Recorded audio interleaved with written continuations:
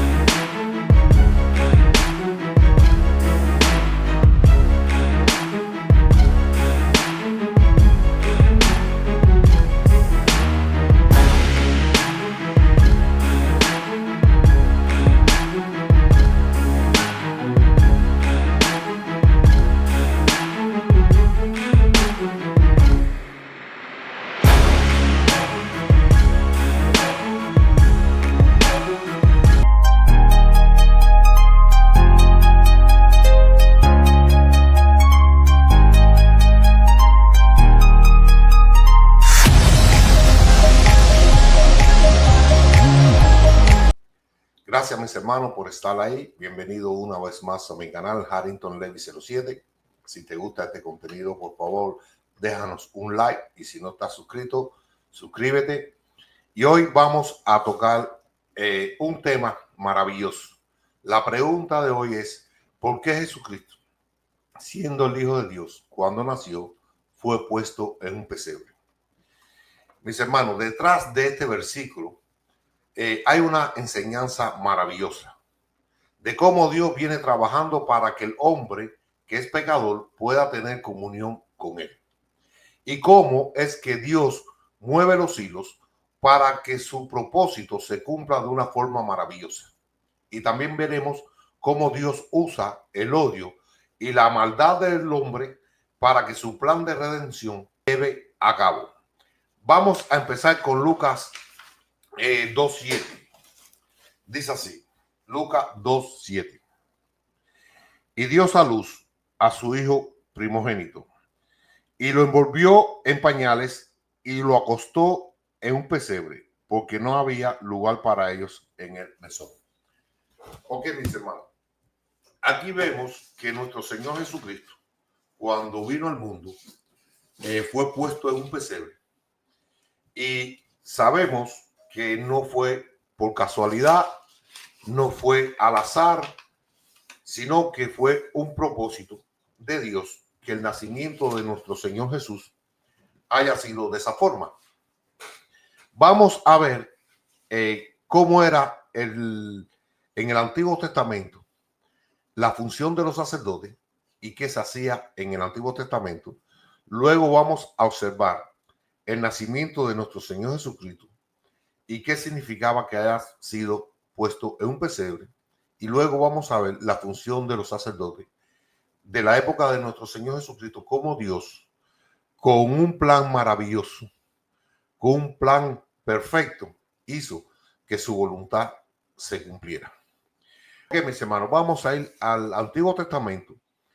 Y en el Antiguo Testamento vemos que los sacrificios eran simbólicos y temporales. En el Antiguo Testamento, Dios ordenó a Moisés construir el tabernáculo como un lugar de encuentro entre Dios y su pueblo. Es decir, el Señor estaba habitando en medio de su pueblo. En este lugar se ofrecían sacrificios de animales para la expiación de los pecados del pueblo. Pero estos sacrificios no podían quitar el pecado de manera definitiva. Era solo un recordatorio anual. Estos pecados no podían ser quitados, sino que eran tapados para aplacar la ira del Señor. Ok, mis hermanos, los sacrificios en el Antiguo Testamento tenían un profundo significado espiritual, simbólico y práctico. No eran simplemente rituales vacíos, representaban la relación del hombre con Dios, el costo del pecado y la necesidad de redención. Aquí vemos que representaba los sacrificios en el Antiguo Testamento. Levítico 17:11 dice: porque la vida de la carne en la sangre está, y yo os la he dado para hacer expiación sobre el altar por vuestras almas. Los sacrificios representaban el castigo que el pecado merecía. La sangre del animal simbolizaba la vida ofrecida en lugar del pecador. Es decir, recuerde, un animal inocente era ofrecido por el pecador.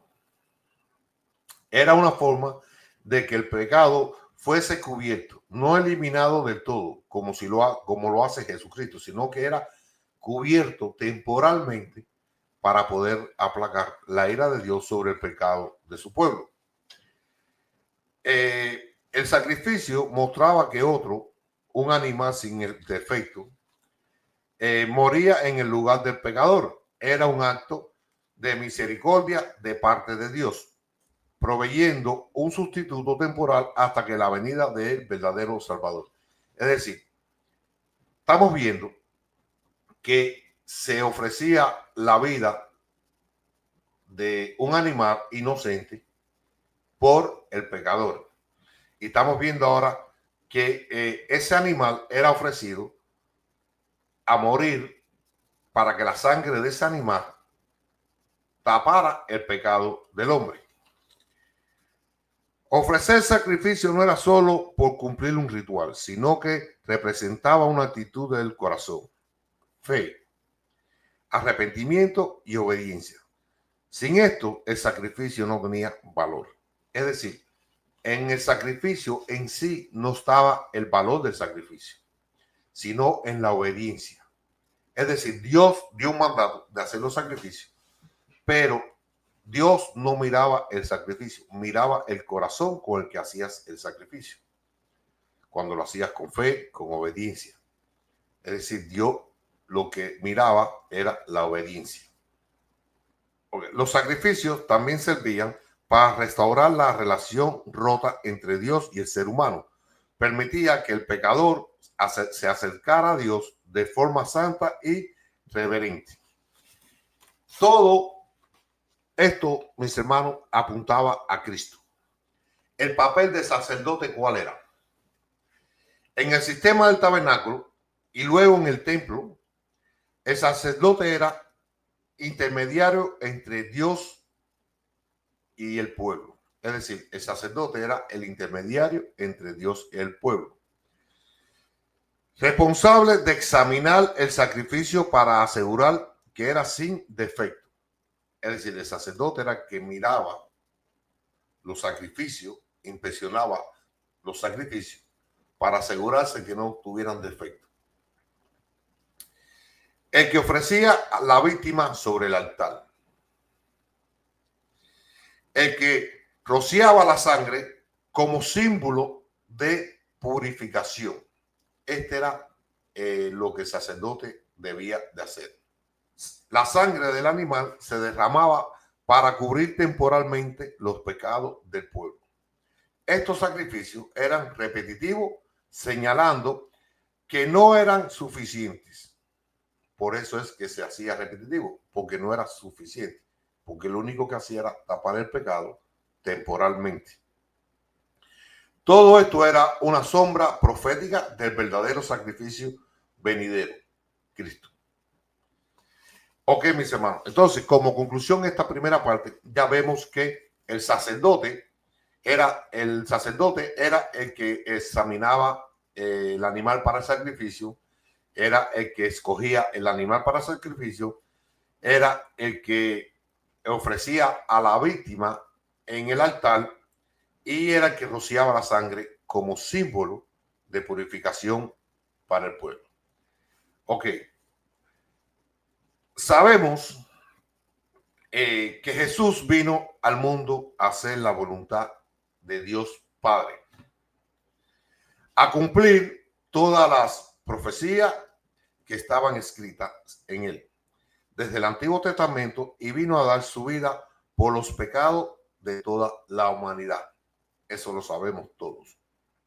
Sabemos que los pesebres son comederos para los animales, pero en el antiguo Israel los pesebres estaban hechos de piedra y no como lo veríamos hoy en la actualidad, que son de madera, sino que eran hechos de piedra en el antiguo Israel. No eran cómodos, pero eran ideal para la protección. Y es por eso que los sacerdotes ponían sus corderos recién nacidos en aquellos pesebres para protegerlos. Pero no cualquier cordero, sino que solo los corderos perfectos, sin mancha, que usaban para el sacrificio por los pecados. Es decir, en los pesebres en el antiguo Israel, los sacerdotes escogían todos los animales que iban a ser sacrificados, que eran los que eran perfectos, sin mancha, escogidos por el sacerdote, y esos que eran escogidos lo ponían encima de estos pesebres para protegerlos. Y en Belén, donde nació nuestro Señor, donde era famosa por sus corderos inmaculados utilizados para el sacrificio. En Belén, la mayoría de los corderos que nacían sin mancha y sin defecto. Estos corderos tenían que ser perfectos.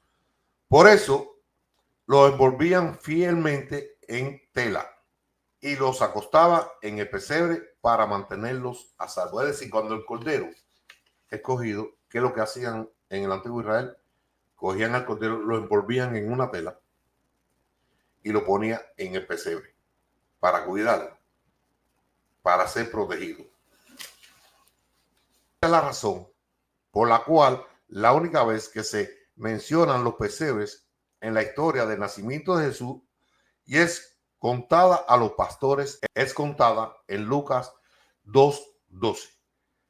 Dice, esto será una señal para ti. Encontrarán un bebé envuelto en telar y acostado en un pesebre. Fíjense, el ángel le dice, y esto le servirá de señal. ¿Por qué le dice le servirá de señal?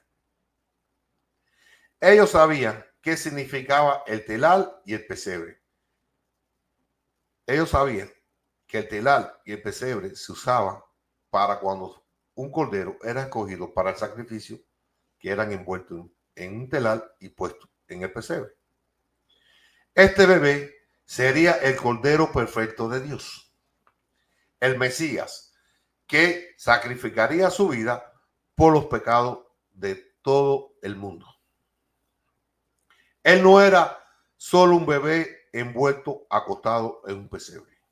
Él era el Hijo de Dios, perfecto, sin pecado, sin mancha y santo, humillándose para convertirse en el sacrificio perfecto y mediante ese sacrificio perfecto reconciliarnos con Dios bajo un nuevo pacto con Él. La sangre del Cordero es la que nos limpia de todo pecado, en 1 Juan 1:7. La sangre de Jesucristo, su Hijo, nos limpia de todo pecado. Por eso, el que haya puesto a Jesús en un pesebre en su nacimiento no fue pura casualidad. Fue una señal de la misión a la que Él vino a la tierra, que fue dar su vida en sacrificio por el pecado de la humanidad, para que la justicia perfecta de Dios no caiga sobre ti y sobre mí. Ahora vamos a ver la parte de los sacerdotes que fueron los que llevaron a Cristo al sacrificio. Jesús era el cordero sin mancha, el cordero perfecto. Así como los sacerdotes examinaban el cordero, ¿se acuerdan? En el Antiguo Testamento cuando leímos que los sacerdotes examinaban los corderos, Jesús fue examinado por los líderes religiosos, por Pilato, y nadie halló culpa en él. ¿Por qué no hallaron culpa en él? Porque era un cordero sin mancha, era un cordero sin defecto. Sin embargo, fue entregado para morir, aunque era inocente. Es decir, los corderos que se sacrificaban en el Antiguo Testamento eran corderos inocentes, pero lo entregaban a morir en sacrificio por los pecadores. como un cordero puro ofrecido en sacrificio. Los mismos sacerdotes que ofrecían animales en el templo fueron los que, sin saberlo, entregaron a Jesús el cordero definitivo. Aunque lo hicieron por odio, Dios usó su acción para cumplir su plan eterno de redención. Ellos, sin darse cuenta, estaban cumpliendo con el plan maravilloso de Dios. Jesús no fue solo una víctima, sino que también fue el verdadero sumo sacerdote que se ofreció a sí mismo. ¿Por qué lo digo? Yo entrego mi vida por los muchos. La sangre de Jesús, superior a la de los animales. La sangre de los animales no podía limpiar la conciencia. Está en Hebreos 9:9. Pero la de Jesús purifica completamente. Jesús entró al lugar santísimo celestial con su propia sangre, obteniendo redención eterna. Aquellos sacerdotes que día tras día ofrecían sacrificios simbólicos fueron usados por Dios para ofrecer el único sacrificio real y eterno. Esto muestra una profunda ironía divina. Ellos rechazaban al Mesías, pensando que estaban eliminando una amenaza, pero estaba en realidad cumpliendo el rol sacerdotal más importante de la historia: ofrecer al Hijo de Dios como sacrificio por todos. Los sacerdotes del Antiguo Testamento eran una sombra de lo que vendrá. Los sacerdotes que entregaron a Jesús, aunque lo hicieron con malas intenciones, fueron instrumentos de Dios para consumar el sacrificio perfecto. Y ahora Jesús es el Cordero sin mancha, como lo exigía la ley. El sumo sacerdote eterno que se ofreció a sí mismo. Y el cumplimiento total de lo que el sistema levítico apuntaba, pero no podía lograr. Jesús vino con un propósito al mundo en que vivimos y se le llamó el Cordero de Dios. Mis hermanos, recordemos que en el Antiguo Testamento los sacerdotes tenían que hacer los sacrificios diarios. Dentro de tabernáculo no habían sillas. ¿Qué significaba esto? Que ellos no podían parar, que los sacrificios tenían que ser continuos, porque eran temporales.